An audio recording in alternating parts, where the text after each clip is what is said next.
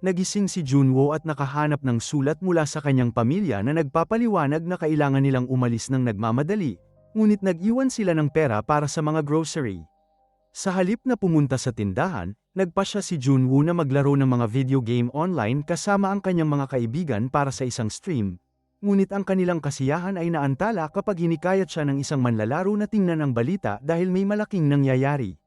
Sa sandaling binuksan ni Junwoo ang TV, ang karaniwang palabas ay naabala ng emergency signal, na pagkatapos ay pumutol sa isang reporter na nag-aanunsyo ng apocalypse. Isang emergency na text ang dumating sa telepono ni Junwoo bago siya tumingin sa bintana sa site na bumabati sa kanya bilang nakakatakot. Sinakop ng mga zombie ang lungsod at hinahabol ang mga tao, na nagpapanik at tumatakbo sa buong lugar. Ang mga kalye ay nasa ganap na kaguluhan at ang mga sasakyan ay patuloy na nagbabanggaan sa isa't isa, na nagdulot ng maliliit na pagsabog. May isang batang babae na tumatawag para sa kanyang ina at nang mahanap siya ng ina, sinimulan siyang kainin ng batang babae.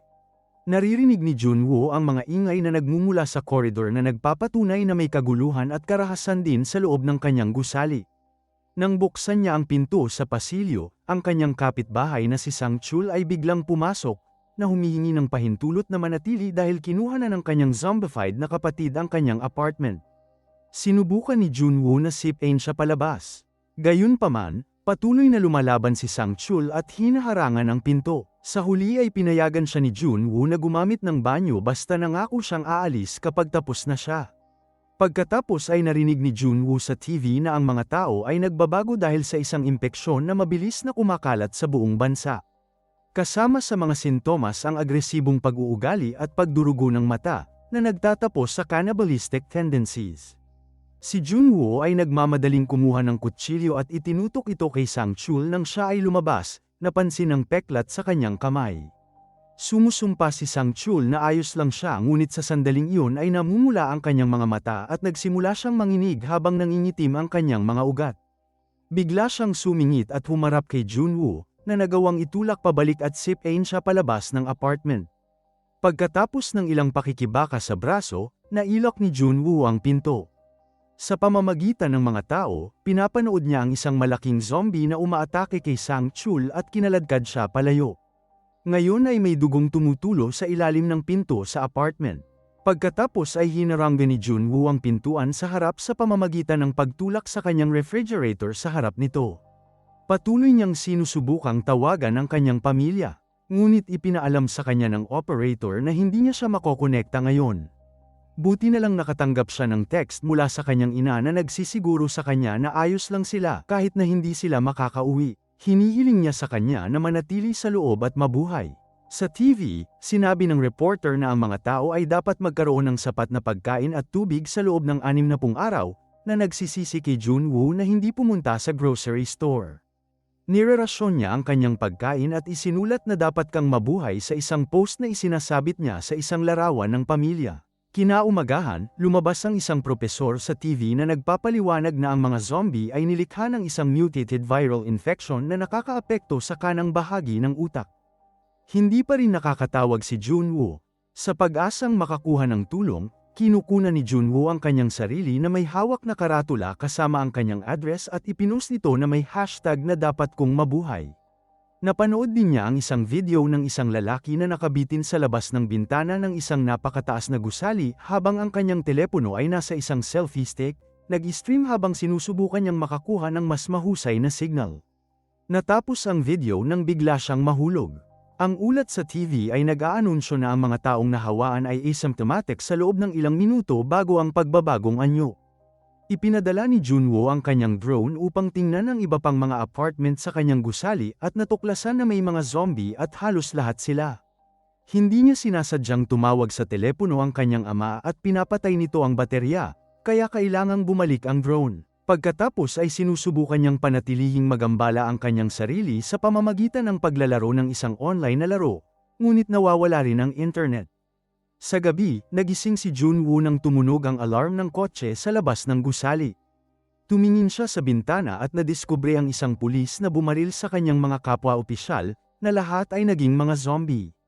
Sa kasamaang palad ay naubusan siya ng mga bala at habang siya ay nasa kalagitnaan ng pagre-reload ay nakuha ng mga zombie na tumalon sa kanya. Kinagat siya ng ilang beses bago siya kinaladkad patungo sa ibang kalye kung saan mas maraming zombie ang naghihintay. Sinubukan ni Junwoo na sumigaw sa mga zombie para makaabala sa kanila. Ngunit huminto lamang sila saglit bago sila bumalik sa paglamon sa pulis. Biglang kumatok sa pinto ang malaking zombie mula kahapon hanggang sa nagawa niyang itulak ang refrigerator at buksan ang pinto. Nagmamadali si Junwoo na magsimulang umatras, ngunit hindi siya sapat na malakas kaya tumakbo siya sa balkonahe at tumalon dito. Kapag sinundan siya ng zombie, nahulog ito sa rehas at bumagsak sa lupa habang si Junwoo ay ligtas na nakahawak. Nakikita niya ang kayag ng mga zombie mula kanina at napansin niyang nagbago na rin ang pulis. Pagkatapos ay gumawa siya ng karagdagang mga hakbang upang i-lock ang pinto at malungkot na mapansin yun nang dumating ang zombie. Sinira niya ang karamihan sa kanyang mga supply ng pagkain. Noong gabing yun, nag-record siya ng video para sa kanyang mga tagasunod, na nagpapaliwanag kung gaano siya natatakot sa sitwasyon. Sa ika-7 araw, sinimulan ni Junwoo ang pag-inom ng alak ng kanyang ama. Tinakpan niya ng color paper ang mga bintana para hindi siya makita sa labas. Ipinaliwanag ng TV News na ang impeksyon ay kumakalat lamang sa pamamagitan ng pagkakadikit sa dugo, kaya ligtas ang isang tao basta't maiwasan ang mga kagat at saksak. Pagkatapos makakita ng isang mapang akit na patalastas, kumain si Junwoo ng isang mangkok ng ramen at napansin niyang huli na ang post sa tala na nagsasabing ito na ang kanyang huling pagkain. Sa kanyang pagkadismaya ay natambo niya ang kanyang bote ng tubig, kaya pumunta siya upang makakuha ng higit pa mula sa gripo para lamang matuklasan na walang umaagos na tubig sa buong apartment. Natapos niyang sinipsip ang ilang patak mula sa mesa. Sa ika-10 araw, nag-record si Junwoo ng isa pang video na nagsasabi kung gaano siya kadismaya sa mga mensahe sa TV na nagsasabing kailangan lang nilang maghintay sa bahay. Desperado na siyang umalis, ngunit may mga zombie pa rin sa labas. Natatandaan niyang may emergency app na may palabas sa radyo na magagamit-gamit ang audio jack bilang antena. Ngunit may wireless earphones lang si Junwoo. Sa ika-15 araw, sumasayaw si Junwoo sa paligid ng apartment upang subukang makayanan. Sa sandaling yun ay nakarinig siya ng ingay at laking gulat niya nang makitang bumalik ang kanyang pamilya. Ang sandaling ito ng kaligayahan ay tumatagal lamang ng 1 minuto bago niya napagtanto na siya ay nag-hallucinate, na nagiging sanhi ng kanyang pagkasira. Bumagsak siya sa lupa habang nawawalan siya ng pag-asa hanggang sa nagulat siya sa isang voice message. Naririnig ni Junwoo ang pagsasabi sa kanya ng kanyang ina na manatili sa bahay, ngunit napakaraming static at hindi niya maintindihan ang iba. Kinokopya ang lalaki mula sa video, nakatayo siya sa balkonahe na may dalang selfie stick, nakikinig sa mensahe habang hinihintay siya ng mga zombie na mahulog. Sa kasamaang palad ang mensahe ay nagtatapos kapag ang isang zombie ay umatake sa kanyang pamilya, na maaaring mga hulugan na sila ay patay na. Naging dahilan nito upang tuluyang mabalisa si Junwoo at sinimulan niyang sirain ang lahat ng bagay sa sala. Ngunit hindi ito sapat upang makayanan ang kanyang pagkabigo. Lumabas siya at sinimulang hampasin ng isang zombie gamit ang isang golf club hanggang sa mamatay ito. Habang sumisigaw siya ng higit pa, tumingin siya sa paligid at nakakita ng isang zombified sangchul. Si Junwoo ay hindi natatakot sa isang zombie lang, ngunit ang kanyang pagsigaw ay nakakuha ng atensyon ng isang buong sangkawan. Tumakbo siya papunta sa elevator at binuksan ang pinto, para lang mas maraming zombie ang lumabas. Ang isang takot na si Junwoo ay agad na tumakbo at nakapagtago sa tamang oras. Matapos mawala ang kawan, nagsimulang maglakad pabalik si Junwoo sa kanyang lugar. May lumitaw na bagong zombie sa malapit ngunit siya ay bulag, kaya naghintay si Junwoo hanggang sa siya ay lumayo at nagmamadaling pumasok sa kanyang apartment. Sa sandaling i-lock niya ang pinto, narinig ng mga zombie ang ingay at nagkukumpulan sa labas. Sa ika-20 araw, si Junwoo ay sumugod sa bintana nang makarinig siya ng ilang pagsabog at nalaman niyang binobomba ang lungsod. Sa pag-aakalang tapos na, gumawa siya ng video na kumusta at paalam lang bago umupo sa stool para mag-self-delete. Habang hinihintay niya ang pagtatapos, biglang pumasok ang isang laser beam sa apartment sa pamamagitan ng bintana at itinuro ang salitang hindi sa isang karatula. Pinipilit ni Junwoo ang lubid hanggang sa mapalaya niya ang sarili at mabasa ang mga salitang itinuturo ng laser, na bumubuo sa pangungusap na huwag maging tanga. Nang dumungaw siya sa bintana, nalaman niyang pinagmamasdan mo siya mula sa kanyang apartment gamit ang binocular. Gamit ang mga galaw ng kamay, pumayag silang magkita muli sa 7. Ang isang pagtingin sa lugar ni Yuban ay nagpapakita na siya ay napaka-organisado at maraming mga tools sa kaligtasan. Kinaumagahan, nakatulog si Junwoo at sumilip sa bintana ng 11. Naaawa si Yuban at lumabas para batiin pa rin siya. Gamit ang mga galaw at kanilang mga telepono, nagpapalitan sila ng kanilang mga pangalan at ilang salita. Sa sandaling yun, ang ingay mo rito, kaya sinabi niya sa kanya na, maaari silang magkita muli sa 7. Pagkatapos ay hinawakan niya ang kanyang palakol at tumalikod upang mahanap ang isang zombie na nahuli sa kanyang bitag. Pagkatapos ng maikling sandali upang tipunin ang kanyang katapangan, pinatay niya ito. Nang gabing yun ay umuulan kaya parehong inilabas ni Junwoo at Yuban ang kanilang mga paso upang kumuha ng tubig, at inilagay din ni Yuban ang kanyang halaman sa labas. Nang tumingin siya sa gusali ni Junwoo, napansin niyang walang laman ang 8 palapag. Kinaumagahan, maagang nagising si Junwoo, ngunit hindi maganda ang pakiramdam niya dahil sa kanyang gutom.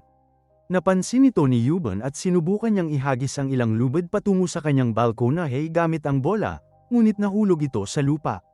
Ipinadala ni Junwoo ang kanyang drone gamit ang ilang lubid at sa sandaling ito ay mahigpit na nakatali sa magkabilang gilid.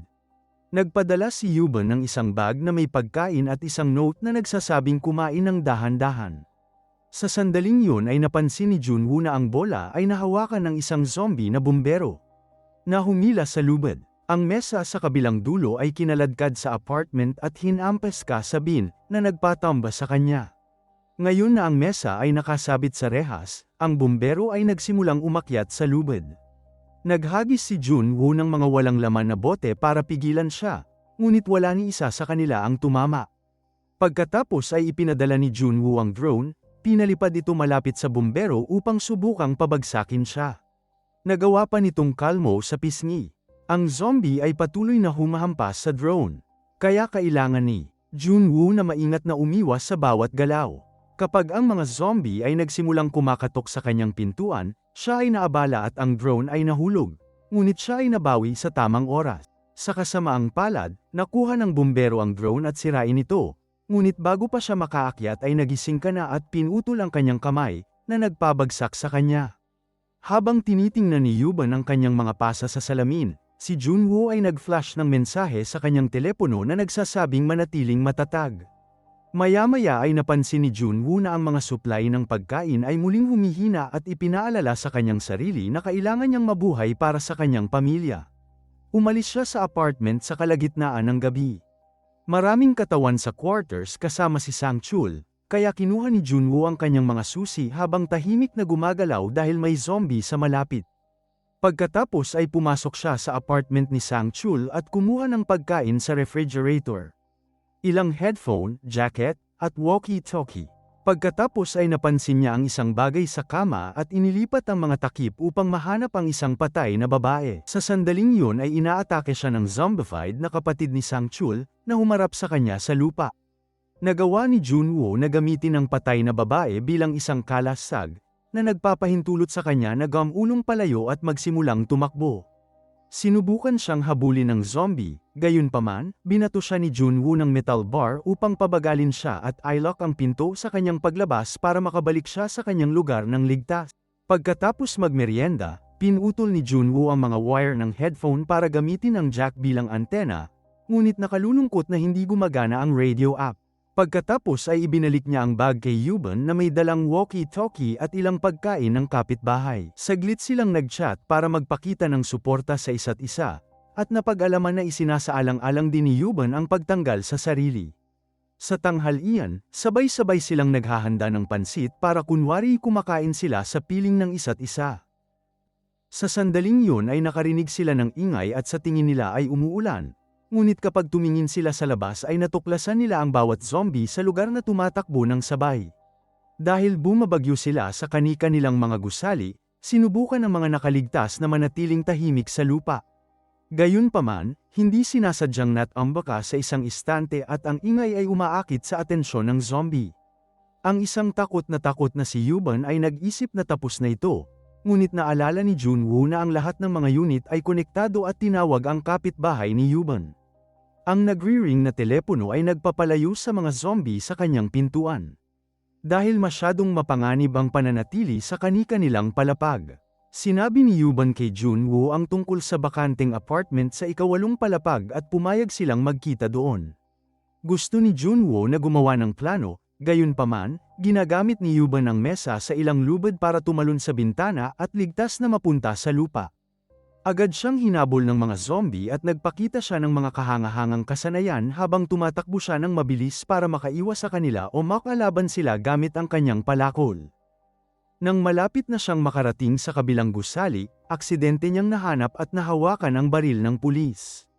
Isang zombie ang tumalon sa kanya ngunit bago pa siya nito makagat, hinampas ito ni Junwoo gamit ang kanyang golf club. Ngayon ang duo ay maaaring lumaban ng magkasama at patuloy. Silang pumapatay ng mga zombie habang papunta sila sa gusali, sinusubukang gamitin ang mga inabandunang sasakyan bilang takip. Nang tuluyan na silang makapasok sa loob, isinara nila ang pinto sa likod nila at nagmamadaling pumasok sa elevator bago pa man mabasag ng mga zombie ang salamin. Hindi nagtagal ay nakarating sila sa floor 8 at nagsimulang maghanap ng naka-unlock na apartment. Bigla silang nakarinig ng ingay at natuklasan na may mga zombie din sa mga quarters na ito. Tumakbo si Yuban para humanap ng nakabukas na pinto habang hinaharangan ni Junwoo ang koridor na may ilang bagay para makabili ng oras. Sa sandaling yun ay bumukas ang isang pinto at lumabas ang isang lalaking nakamaskara. Matapos itulak si Yuban sa kanyang apartment, binato ng lalaki ng gas explosive ang mga zombie para makatakbo si Junwoo at makapasok din sa apartment. Matapos i-lock ng lalaki ang pinto, inamin ni Yuban na nag-iingat siya dahil wala umanong laman ang lugar na ito. Gayunpaman ang lalaki ay mabait at nakikibahagi pa sa kanyang pagkain at tubig sa kanya. Naghuhulog din siya ng malalaking balita dahil nasa ganoong kataas na palapag siya. Nakakakuha siya ng signal ng radyo minsan at nalaman niyang may darating na rescue team. Tuwang-tuwa sina Yuban at Junwoo ngunit biglang nahimete si Junwoo dahil nilagyan ng pampakalma ng lalaki ang tubig. Dahil isang sip-sip lang si Yuban, nahihilo lang siya. Nagawa pa rin ng lalaki na atali ang kanyang mga kamay at kaladka rin siya sa isa pang silid, kung saan siya ikinulong niya kasama ang kanyang zombified na asawa. Ang dugo sa dingding ay nagpapahiwatig na kinain na niya ang sarili niyang sanggol. Sa paghila ng lubid mula sa labas, pinakawalan ng lalaki ang kanyang asawa habang ipinapaliwanag na gusto lang niya itong pakainin para mabuhay ito tulad niya. Sa sandaling yon ay nagising si Junwoo at itinutok ang baril sa lalaki, na hinihiling sa kanya na muling mag-isip. Gayunpaman, tumanggi ang lalaki na magsalita at nabitawan ang lubid, kaya tumakbo si Junwoo upang saluhin ito. Habang naghahanap ng kutsilyo ang lalaki, patuloy na lumalaban si Yuban sa zombie, agad siyang sumugod sa pinto ngunit hindi niya mabuksan ang lock at itinulak siya ng lalaki. Itinapat ni Yuban ang isang kumot ng sanggol sa mukha ng asawa at ang mga lalaki ay nag-alala nang biglang wala na silang narinig na ingay. Sa wakas ay binuksan ng lalaki ang pinto at itinulak ni Yuban ang kanyang asawa sa ibabaw niya, dahilan para matamba sila. Kinagat ng zombie ang kanyang asawa, nayamakap sa kanya at nagsasabing mahal kita. Bago siya makapag-transform, pinagbabaril silang dalawa ni Yuban hanggang sa mamatay. Nakuha ng mga kuha ang atensyon ng zombie horde sa kalye, na agad na nagsimulang sumugod sa gusali. Ibinigay ni Yuban kay Junwoo ang sandata at hiniling sa kanya na tapusin ang mga bagay, ngunit sa una ay tumanggi siya. Nagbago ang isip niya nang sabihin niyang dapat silang mamatay bilang tao sa halip na maging pagkain ng zombie. Isang umiiyak na si Junwoo ang naghahanda sa pagbaril. Ngunit sa sandaling yun ay nakarinig sila ng ingay, lumabas na ang mga rescue helicopter sa wakas. Determinado na mabuhay, ang duo ay naghagis ng isa pang gas explosive sa koridor at itinulak ang ilang mga zombie para makaakyat sa hagdan. Sa kasamaang palad, isang malaking grupo ng zombie ang mabilis na humabol sa kanila at sinunggaban si Yuban. Ipinagtanggol niya ang kanyang sarili gamit ang kanyang palakol at humawak si Junwoo ng bisikleta upang harangan ang daan, na nagpapahintulot sa kanya na gumapang palabas ng Bunten. Kinumbinsi siya ni Junwoo na pumunta sa bubong habang bumibili siya ng oras. Mabilis na umakyat si Yuban ngunit hindi na niya makita ang mga helicopter. Pagkatapos ng maraming pagtulak, nagawa ni Junwoo na itulak ang mga zombie pababa ng ilang hakbang at tumakbo sa itaas, na hamarang sa pintuan ng bubong gamit ang ilang hagdan. Nang malaman niyang wala ang mga chopper, sinimulan niyang sumigaw na buhay pa kami habang umiiyak silang dalawa. Biglang sumulpot ang zombie horde sa pintuan at nagpaputok si Junwoo. Ngunit nakapatay lamang ng 2 nilalang bago naubusan ng mga bala. Sa kabutihang palad, isang helicopter sa wakas ay nagpakita at ang mga sundalo ay may sapat na mga armas upang panatilihin ang mga zombie sa bay habang sina Junwoo at Yuban ay sumakay sa chopper upang tuluyang makatakas. Sa sandaling umalis ang helicopter sa lungsod, muling makakakuha ng signal ang telepono ni Junwoo at nakatanggap siya ng mga mensahe mula sa kanyang pamilya na nagsasabing ayos lang sila. Sa pagmamasid sa lungsod mula sa malayo, naaalala ni Junwoo ang lahat ng mga post na nakita niya sa social media na may kaugnayan sa mga nakaligtas na naghihintay na iligtas. Tiyaking mag-subscribe at i-on ang mga notification para makapanood ka ng higit pang mga video na tulad nito. Salamat sa panunood.